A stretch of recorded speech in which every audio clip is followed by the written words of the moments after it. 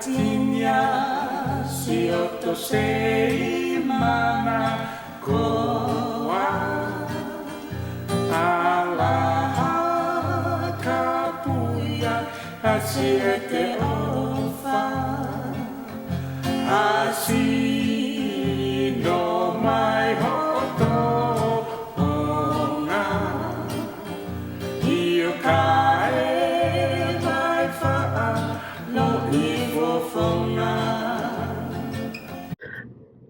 Hi, my name is Ruth Kongaika, and I am a travel writer, and I would like to be your coach. So I'm going to tell you some stories. I left my homeland of America and moved miles away to a tiny island in the South Pacific with my husband and baby daughter. The population of Tonga was around 100,000 and seemed to be a century behind the rest of the world. Carts and horses on dirt roads replaced modern cars and freeways instead of billboards advertising the latest new company. Rows and rows of coconut trees surrounded us. Our plane landed on a grass runway. Through the next 13 years, I would learn much more from the people of Tonga than they could ever learn from me. Although very poor monetarily, they had innate happiness that was a wonder to me. My husband was thrilled to be back in his home country, and everywhere we went, we were greeted with invitations to come and eat. How could they afford to feed us when they barely had a functional house and some had no running water? Lucky that the weather was moderate, so there was no worry about keeping warm. My limits were constantly tested as pigs roamed the small villages, old mangy dogs, and more insects than I had ever seen, including fleas, cockroaches, centipedes, and flies were ever present. In time, I found the value of living in such a place as this. It was very simple. No competition in besting your neighbors or putting on a show with a fancy car or clothes. Everyone was poor, even us. We lived on a high school campus, and my husband was a teacher. Interestingly, teachers made much more than doctors, so you can only imagine the quality of the medical care available. They mostly depended on natural medicine and local witch doctors when they got sick. I came to see the value of that when my children got sick. During our time in this island kingdom, I worked part-time in a couple of places so I could be home when my children came home from school. They loved growing up there and enjoyed the island humor, values, and friendships with children from all around the world since they attended an expatriate elementary school. I never worried about them during the day. They roamed and explored and came home when they were hungry. No concern about abductions or running away. They were very loved and happy. I started writing down my experiences, not knowing how long our stay would be. We eventually had 4 children, one of which was born in the hospital in Tonga, and another in American Samoa. It was a totally upside-down experience from the 2 times I gave birth in America. No drugs for pain, no nursery, no disposable diapers, and lots of stares from the local nurses because of the strange white lady.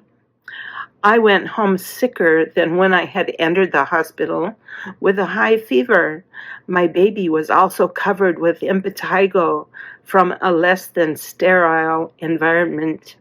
Some days I still suffer from post-traumatic stress disorder when I think of some of those years. My husband speedily progressed in his position at a high school and ended up being a department head. That did not mean we made much more money, but it gave him much more prestige and responsibility. He felt that he was able to fulfill his dream of giving back to his own countrymen. As for my dream of marrying and having my own home to decorate, that was put on hold. We could barely afford the rent of the little white cinder block house we occupied. I learned much about humility and being as supportive of my husband and children as possible. Writing articles was my escape. How could I keep from writing about all I saw and felt every day? My first Tongan funeral, my first feast sitting on the ground, meeting the King of Tonga at the palace, seeing the flying fruit bats that lived in branches above my relative's home, the blowholes that produced massive spouts of water when the tides came in. We were surrounded by water. You could encircle the small island of Tongatapu in an hour's time. Writing was a release and liberation for me. When I was in awe by what I saw and mentioned it to my husband, often he couldn't understand what the big deal was. After all, he grew up with all of what appeared strange to me. There were a few ladies from America in the neighborhood who could relate to my culture shock, and those people are my dear friends to this day. We had such similar experiences that we were more than sisters. We still get together and talk about the fun and bizarre times we had together. After we lived in Tonga, we moved to Samoa and then to Hawaii. I had grown to love Polynesia, the people, their mannerisms, the music, and the enchanting scenery, especially the beaches. It was all so much to take in without bursting words onto a page. I'm an artist, and the next best thing to painting on canvas is painting with words. Lush, exotic, tropical fruits that delight the senses, which I had never experienced before. How could people go a lifetime and not taste the brilliance God had touched each one with? I still crave Tongan papaya, guava, vi, and many more. Eventually, I realized that we had lived in Polynesia longer than I had lived in the desert state of Utah where I was raised. I felt so very blessed. I felt charmed to live on such magnificent, hallowed ground where flowers blossomed continually and people greeted each other with such amazing aloha. At first, it was difficult to accept because of a space issue I had inherited. Because I'm a small lady, I was often enveloped in the arms of greeters that took some getting used to. Leis were status quo for most occasions, including church, birthdays, feasts, blessings, and such. Later in our marriage, our children had all married and gone their separate ways. I was not a happy empty nester because I wanted them all to keep staying with us and have their families.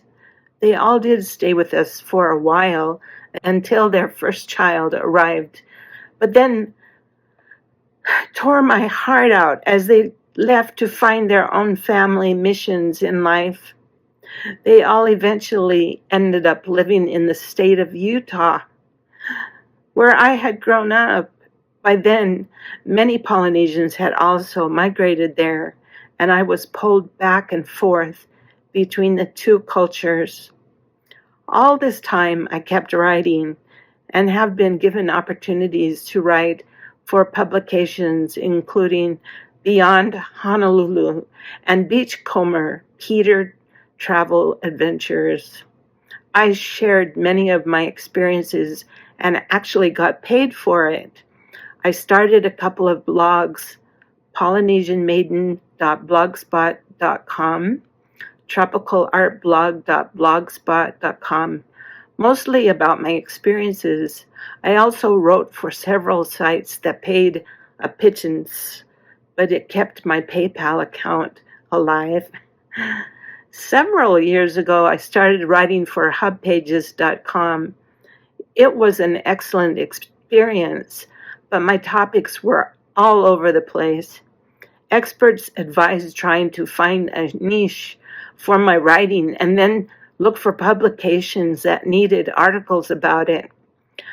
I discovered that I enjoy researching to fulfill the needs for a particular article and feel that I learned so much. I mainly like writing travelogues and sharing travel tips. I took several of my travel articles and compiled them into a book that is available on Amazon. It's called Prepare for Paradise 1: How to Get More Out of Your Trip to Hawaii. Once we retired, we had the opportunity to travel to Scotland, Egypt, Italy, and cruise to Alaska. Each trip was so unique, and I was again excited to write about my adventures and share my fascinating photos. I can't wait to see where else I will get to go. Currently, I write and share my experiences as a mother and grandmother on a website that pays me to advise other parents called smarterparenting.com. I treasure the chance to assist others through social media. I doubt I will ever stop writing as long as my eyes and fingers work. Thank you.